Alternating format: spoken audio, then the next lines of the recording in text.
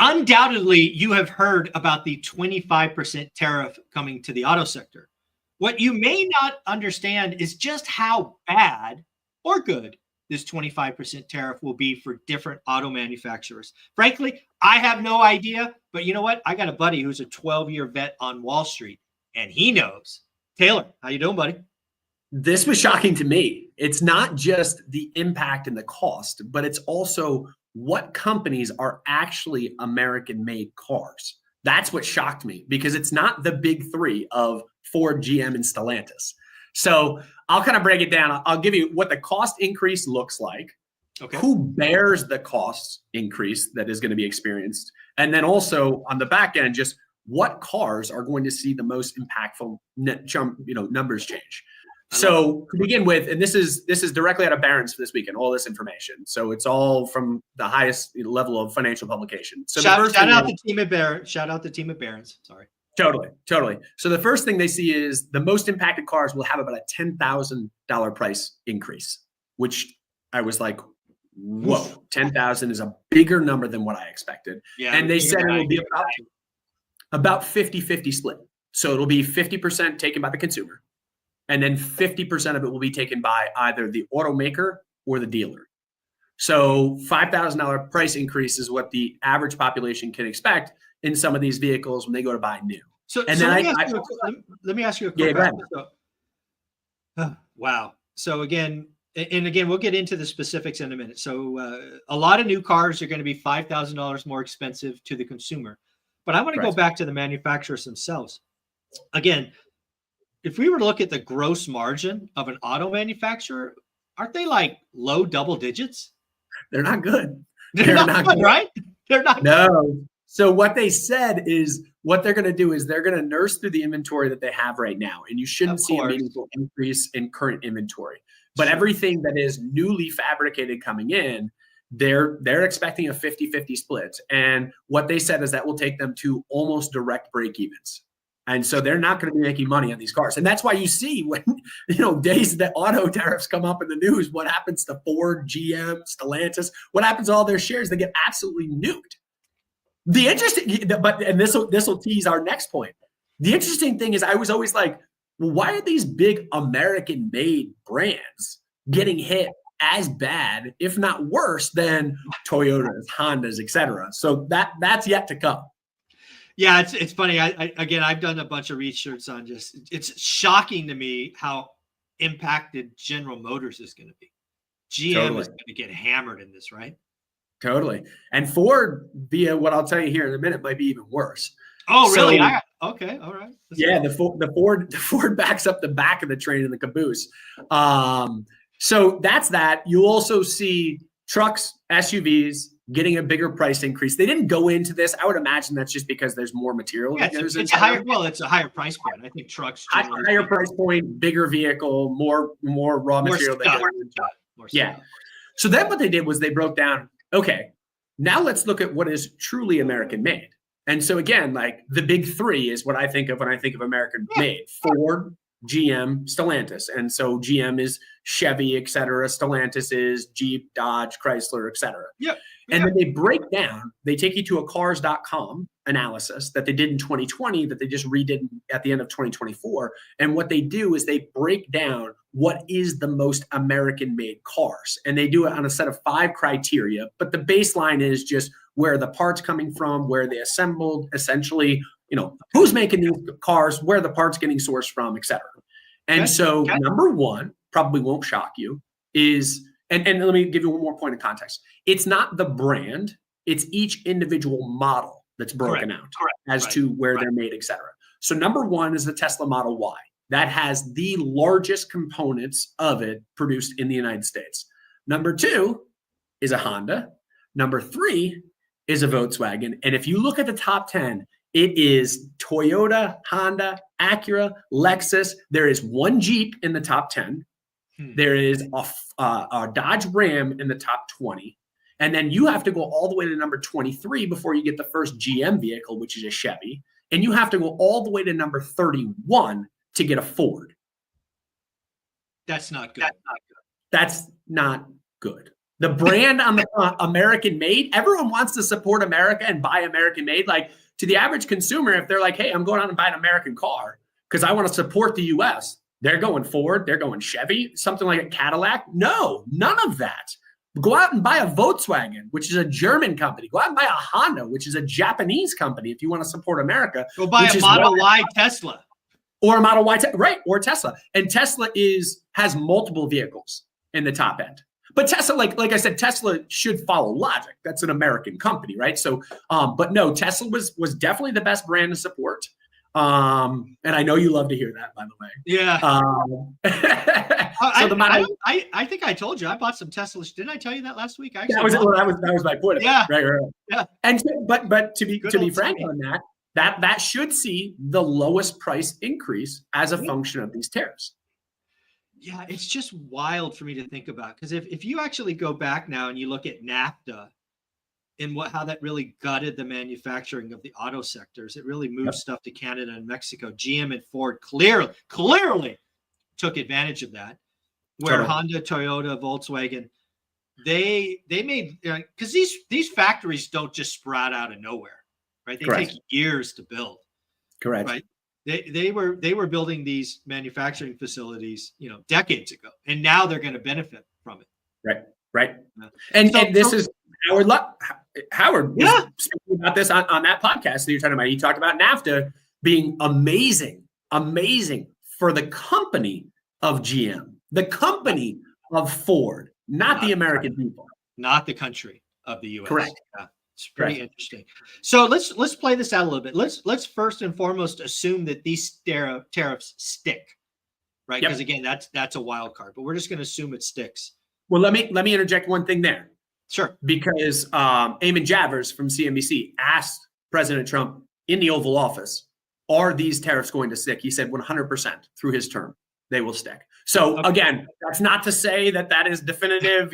Whatever. A threat doesn't work unless you make it sound like it's a real thing that's going to play out. But nonetheless, at least if you take it at face value, that's where that goes. All right. So we're going to take him at his word. They're going to stick for the next 4 years. Okay, great. What happens short term? Short term being 2025. What happens long term being by the end of Trump's presidency? Do you have kind of a series of dominoes that you see happening short and long term?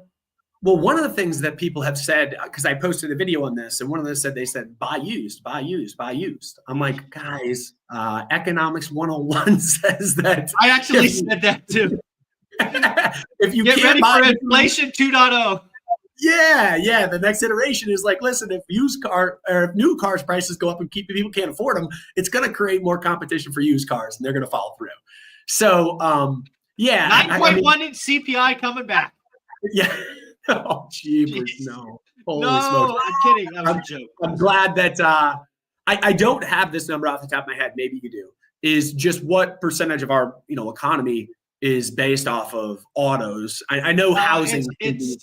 Housing is low double digits. Autos is like 5 or 6%, depending on supplies and all of that. But yeah, it's not large. But I actually told people, get ready for used car prices to go back up. Yeah, the natural inclination is buy used now. Okay, well, if that's the natural inclination by everybody, that drives prices. And we saw that during COVID, used prices went absolutely bananas because supply chains were disrupted and new cars couldn't be produced quickly enough. If it was only that easy. So the other thing that I think happens, again, inside these large manufacturers, they have, supply chain black belts and all of this. So again, what's happening short term is they're looking at their existing manufacturing, seeing what they could squeeze out. They're probably looking at, hey, could we take a high margin vehicle from maybe being made in Mexico and coming over here? There's a lot of short term supply chain optimization going on, no doubt. There's probably some manufacturing plants that have spare capacity. Maybe they run 24/7 and add a third shift, for example. So that those things will happen incrementally. Will be noise, rounding errors, not meaningful, but clearly that's all happening right now. Mm-hmm. The big question I have for you is, Does meaningful manufacturing come back to the United States in the next 4 years? I don't know the answer to that. I don't have any natural historical precedent to point at and say yes. So I'm going to say no, because I don't have any evidence of a time frame in the past where we can say, yes, this had the desired impact of repatriating jobs to the United States. That is the intention. Don't get it twisted. That is the intention. That is the goal of the administration. Yeah, it's a great goal. The middle class has been hollowed out. Manufacturing jobs, post NAFTA and global trade. It's been painful to watch. It has. I just wish that if I had my druthers, which no one cares about my thoughts, but and Elon Musk said this himself, that I wish the tariffs were just implemented in more methodical nature, meaning slowly, because people can reshore slowly. They can't reshore quickly. And that's why you're going to see massive movement higher in prices very quickly as a result of this. Well, that's the big thing I took from the Lutnick interview. It's like, okay, I get your goal. I get the $1 trillion in savings. I get the $1 trillion in new revenue. All good stuff. You got to bend the curve. You got to balance the budget. All good stuff I can get behind. But you're telling me it's going to take 2, 3, 4 years to spin up a brand new manufacturing plant? Dude, your administration is over. Right. You hoping JD Vance, gets the next 8 years and you can keep the party going? Because again, companies don't make, to your earlier point, right? China thinks in 100 years, centuries, and we think in 2-year chunks. This is going to get chaotic. It is. It already is, right? Let's call a spade a spade. You and I, who, again, I'm not saying I'm the brightest person in the world. I'll just use you. You are incredibly well read on the economy. And what is going to be impacted by tariffs on Wednesday? No idea. Yeah, exactly. You don't but, I'll go one step further. I actually said this morning on the Daily Financial News. I'm like, does anybody really think we're going to get any great clarity on Wednesday? Like magically the fog is going to lift? Does anybody really think the picture is any clearer Wednesday at noon? No. I'm not in that camp. No. And that's what did we say on the first episode of this today was like, listen, we need more clarity around everything when it comes to this. We need more clarity as to the end goal. We need more clarity as to what we're attacking to get us to that end goal. We need more clarity as to, okay, if you're a CEO right now, what the F do you do? Because you don't even know what your supply chain looks like. You know what your supply chain looks like. You just don't know whether tariffs are going to be enacted. Consumers are frozen. Businesses are frozen. I don't know how. Again, I'll take the under. I'm going to take a negative Q1. There, I said it. I'll even take a negative Q2. Boom. We're going classic recession Q1, Q2. Trump wants a recession. I kid. Now let me ask you something. Because I am pounding the table on this, and maybe I'm just wrong, but do you think that if it was clear as the details of, for example, Howard Lutnick saying 50% tariffs is what's being done by India right now against our products, do you think that would help, or does that confuse? That is what I want. I want a white paper written where we can see everything that is being done to us, all the unfair policy. So you don't think that would help? So I think that helps the 1%. I think that helps you and I kind of see the Howard Lutnick interview showed me the chessboard, right? My view of the chessboard was this big before that interview. It's now this big. I have a better appreciation. 99% of the folks out there won't care, won't listen to, just deal with the headlines. They've got to change the messaging. It's not about India's 50% tariff. It is, guys, I have to give you some medicine. It's going to suck for a little bit. The U.S. economy has cancer, and it's a fatal stage 3 kind of cancer. I have no choice but to give you guys a high level of chemotherapy, and you're going to feel like garbage for 6 months. But let me tell you, if we don't do this, you're dead. The economy blows up. I don't know when, but 10 years from now. That's the trajectory. That's what if you spin that story, you better be very good at telling what the downside is. if we don't do this. That has to be highlighted more. You got to bring the boogeyman out and have them stare at people's eyes. Yep. And then you got to say, but we get through this. I'm going to give you no tax on tips. I'm going to give you no taxes on anybody who makes income less than 150 grand. I'm not going to tax, retirement accounts or whatever it is for folks over 65.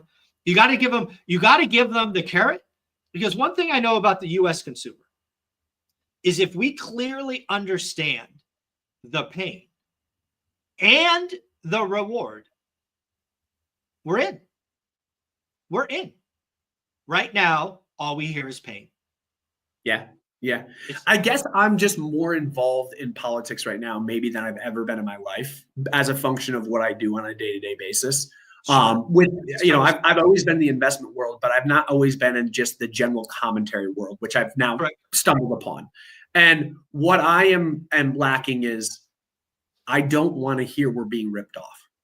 I want to hear where it is and what's the actual impact of it. And again, back to that interview. He said, listen, what we did was we allowed folks to put tariffs on us after wars for reparations so they can pay back and get back to a sustainable economy. And it was because they needed a Band-Aid. But the Band-Aid stayed on for 50 years. Yeah, that is something I have not heard anywhere. And yet he brought up, and he said, listen, Trump has been speaking about this since the 80s. Yeah. And he said, he realizes this. He taught me this, is what he said. Now, again, I want a little more meat on that too, but that is so much more than what we're hearing. You can't just say we're getting ripped off, we're getting gutted.